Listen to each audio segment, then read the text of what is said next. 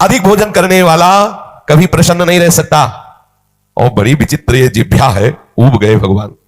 रोज इसे पवाओ, लेकिन रोज नए नए पदार्थ, पेट बढ़ता चला जा रहा है, मांसपेशियां बढ़ती चली जा रही, कब्ज बढ़ती चली जा रही है, और जिह्वा खाते खाते बूढ़ी होने जा रही, फिर भी और खाओ और खाओ, पता नहीं कब तक खाओ खाओ खाओ, पूरे अनंत जन्म व्यतीत होते जा रहे, खाते रोज रोज विचार, नए विचार, आज ऐसा हो तो आज ऐसा हो, आज इसका चिल्ला हो तो आज उसका, मतलब पूरा बैठे बैठे अष्टयाम सेवा का चिंतन नहीं होता।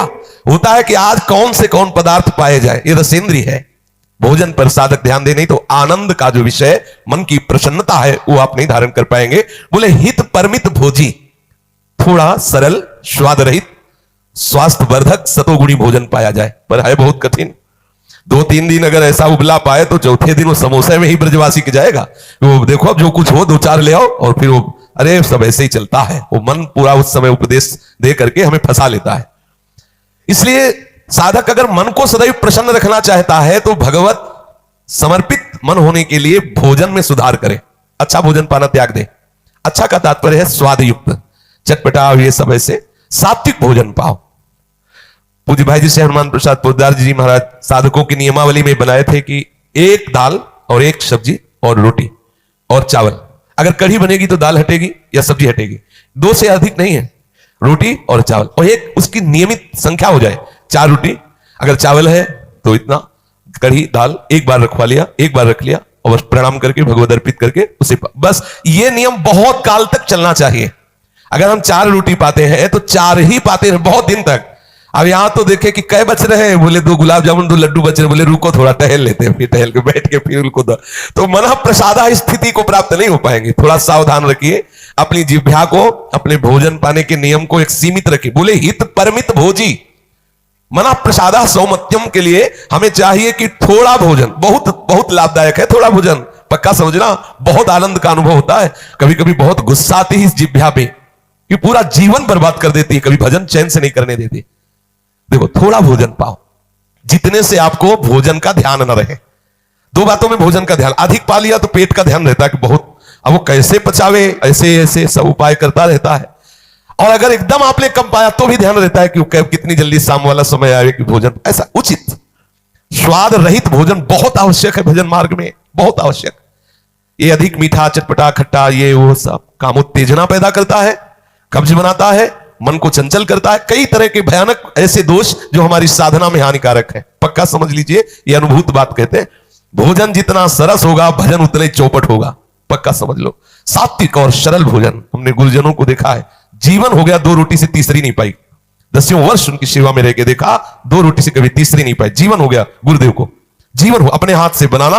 और कभी हमने तीसरी रोटी पाते महाराज जी को नहीं देखा। 2 रोटी सब्जी बनाया, भोग लगाया श्री जी को, और तो अगर तीसरी बनी है तो प्रसाद में बटेगी। आपको केवल 2 ही पाते देखा है। शाम के थोड़ा दूध ले लिया, बहुत सूक्ष्म। तो आप देखा है रात रात भर बैठे रो रहे हैं श्री जी के, कोई पद चल रहा है या तो नाम में डूबे हुए, जब देखते तो हृदय जलता, कैसी रसमय स्थिति है, मेरा जीवन व्यर्थ जा रहा है, हम कब इस भाव को प्राप्त होंगे। ये भोजन बहुत घातक वस्तु है, बहुत घातक वस्तु है। साधक इस बात पर ध्यान दे, ये भोजन हमें मारे डाल रहा है। हमारा जीवन भगवत प्राप्ति के लिए है, और ये आज पा लिया, वो पा लिया, ये गुलाब जामुन, ये लड्डू, ये वो, बस बुद्धि में विचलता, भगवत चिंतन रहित और नाना प्रकार की वासनात्मक खेल की कामनाएं, कल्पनाएं, ये भोजन के कारण। बहुत आवश्यक है भोजन सुधारना। भोजन नींव है परमार्थ की। जैसा खाओ अन्न वैसा बने मन। तो मना प्रसाद कैसे प्राप्त होगे, क्योंकि आपका भोजन ठीक नहीं है। बहुत सावधान, एक नियमावली भोजन की बना लो। प्रार्थना है, कितना भरोगे, ये पता नहीं कौन से ऐसे पदार्थों से बना हुआ कि इसको कभी तृप्ति ही नहीं होती।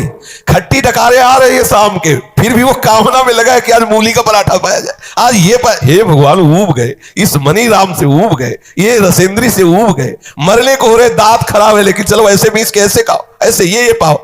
बचो, इस चाल से बचो। भोजन को साधक एक नियमावली बना लो आप कि मुझे अगर चावल मिलेगा तो महाप्रसाद मिलेगा तो इतना, सब्जी मिलेगी तो इतनी, दाल इतनी, रोटी इतनी, बस एक बार लेना सीखो। ये बार बार परोसना, बार बार रसोई में, ये उनके लिए जो खूब मेहनत करते हैं, गृहस्थी में है, चलो जैसा विरक्त साधक को या भगवत प्राप्ति के साधक को एक बार थाल में रखवा लेना चाहिए। 4 रोटी 5 रोटी सब्जी था, इसके बाद राधे श्याम आप अपना कार्य देखें, हमारा पर्याप्त हो गया, हम धीरे धीरे भगवत स्मरण करते हुए पालेंगे। एक बार पाने, हमने देखा है परमहंस महापुरुषों को, संतों को, एक बार में क्या होता है, हम अपने को संयम में रख पाते हैं। एक बार बोल दिया हमें 4 रोटी रख दो, ये रख दो, बस ठीक चलो जाइए, या तो मधुकरी करते हैं तो अपने अनुकूल प्रसाद।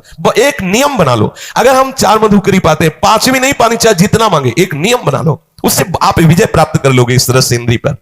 यदि मन को सदैव प्रसन्न रखना है, भगवदाकार रखना है, भगवत चरणारविंद के चिंतन में मगन रखना है, तो हित परमित भोजी, आपका भोजन बहुत ठीक होना चाहिए, नियमित होना चाहिए, परमित होना चाहिए, एक नियमावली के अंतर्गत होना चाहिए। पक्का समझ लो, वो नियमावली कई वर्षों तक बराबर एक जैसी चले, देखो आपकी एक अवस्था आ जाएगी आनंद की।